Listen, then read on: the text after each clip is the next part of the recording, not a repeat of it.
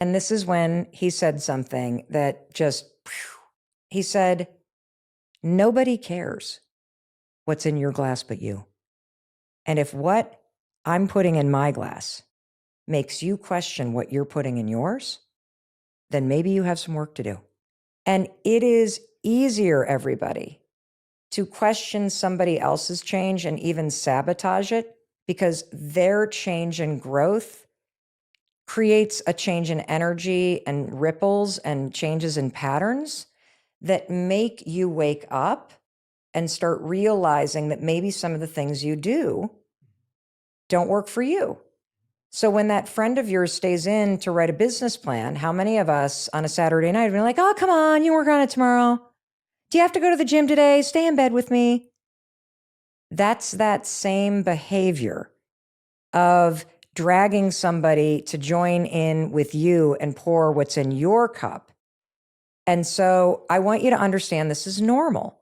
And it's a really good sign, because it means that your behavior is not only changing you, but is sending waves at somebody else that has just given them a wake-up call. And most of us push against those wake-up calls. And that's what they're doing because you're very safe to do it with. And so that's something that's really important to understand. And I find that the best way to support somebody, because we all know we can't change somebody else, is you keep a laser focus on what you're doing. Because the bigger the change becomes and the happier you become, the more difficult it's going to be for your friend or your family to ignore it. And the more it's going to stir up more things and eventually inspiration. And the best thing that you can do is ask leading questions. Do not tell somebody what to do.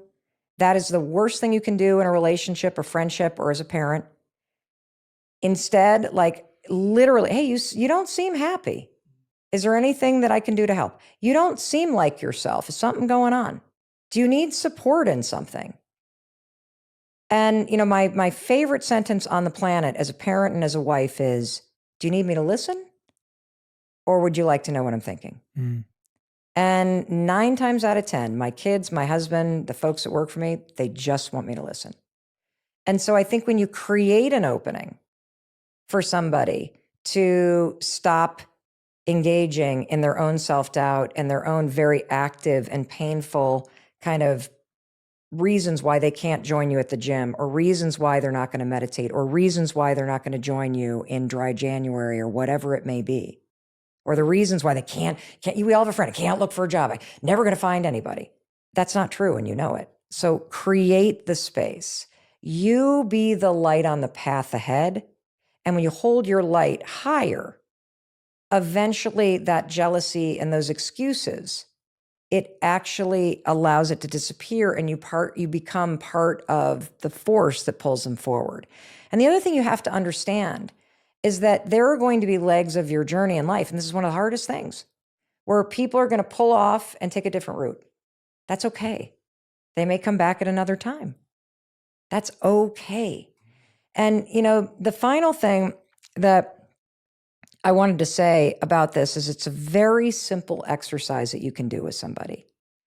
And this helps somebody who is either struggling with happiness and doesn't know how to get started, or is struggling with confidence and is not able to take action, or who is resisting the changes that you are doing and you would love to see them do. We did this with our daughter, who is now 23. And last summer when she graduated from college, really unhappy. I mean, 2 years of college had been imploded, and she was extremely depressed and basically just drank her way through it and graduated and was not happy. Big life change. Nothing was going according to plan. She had planned this huge trip to go to Cambodia and do a big service trip for 4 months. That wasn't going to happen. Just lost. And so Chris and I sat with her for a couple hours, and then I said, and she's like, I don't know what to do. I'm 22. I'm stuck. I'm miserable. I don't even know how to start. And I said, I actually think you do. I think you're just scared. Take out a blank piece of paper. Draw a line down the center. On the left-hand side, I want you to write happy me. Now close your eyes and think about a time that you remember being happy or more confident or alive. It could be any word you want, right? And you might have to go back to childhood. Our daughter closed her eyes and she said it was senior year in high school. And I said, okay. So write down all of the things that you were doing in a week of your life, senior year in high school. Just describe your life for me. Oh, I got up and do it in detail, everybody. I got up at 7 a.m. or 6:30. I was leaving the house by 7. I was with my friends all day. I was looking forward to going to college. I was playing varsity lacrosse. I was exercising 6 days a week. I was only partying with friends twice a week. I, was in a healthy dating relationship. I ate 4 dinners a night at home. Like just do. Great. Write down what your life looks like now. I sleep till 1. I drink every day. I feel like I don't see my friends because everybody's scattered now that we graduate. I don't have anything to look forward to. My trip to Cambodia is canceled. I'm not exercising.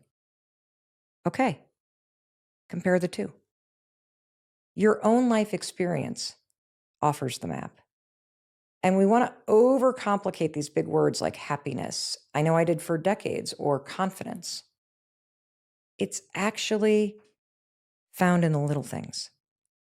If you do this simple exercise of drawing a line down a piece of paper and you write down what life looked like in great detail, when did you wake up? When did you go to bed? How often were you with friends, family? What were you doing for work, exercise? What were you eating? If you then compare that to what life looks like now, you now know what to do. And the fact is, your whole life is the little things. It's when you wake up, it's the first thing you look at, it's what you do with your body, it's how you greet your spouse, it's how you talk to yourself, it's what you say to yourself when you look in the mirror, it's the mood that you walk into work with intentionally, it's how you greet your animals or your roommate when you end the day, it's the tone of voice that you use. That's your whole life. And if you were to just take the time and intentionally write down a few simple things that you do when you're happy in life, and you were to focus for the next 7 days on just adding one of those in a day, you would be very surprised how getting some of the little things right actually starts to turn your life in a completely different direction. So powerful.